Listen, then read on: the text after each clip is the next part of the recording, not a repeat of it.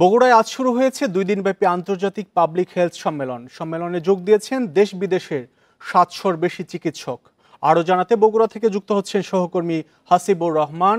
হাসিবুর রহমান, আপনি যে সম্মেলনে আছেন সেখানে কি কি বিষয় নিয়ে আলোচনা হচ্ছে? আরেকটি বিষয়, কিছুক্ষণ আগে আমরা কথা বললাম, ভারতে চিকিৎসা ভিসা বন্ধ হয়ে যাচ্ছে, প্রায় বন্ধের পথে। সেক্ষেত্রে বাংলাদেশে একটি বড় আস্থার জায়গা তৈরি করার জন্য চিকিৎসকরা কোনো উদ্যোগের কথা বলছেন কিনা?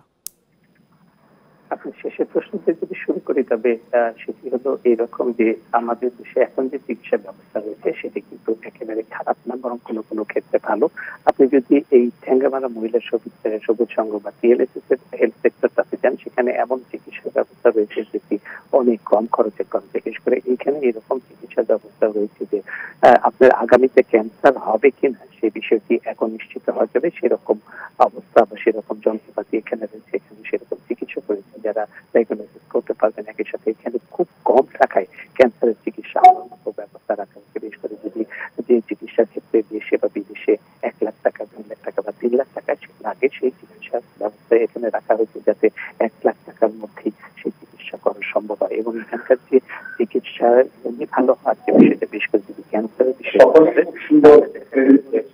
একেবারেই বলা যায় 97% মতো চিকিৎসা করা সম্ভব। তারা এখানে ভালো ক্যান্সার চিকিৎসার এখানে এর পাশাপাশি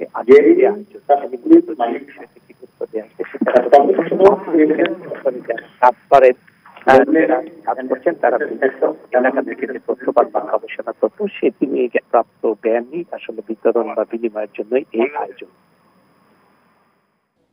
বগুড়ায় 2 দিনব্যাপী পাবলিক হেলথ সম্মেলন চলছে, সেখান থেকে সম্মেলনের খবর জানাচ্ছিলেন সহকর্মী হাসিবুর রহমান।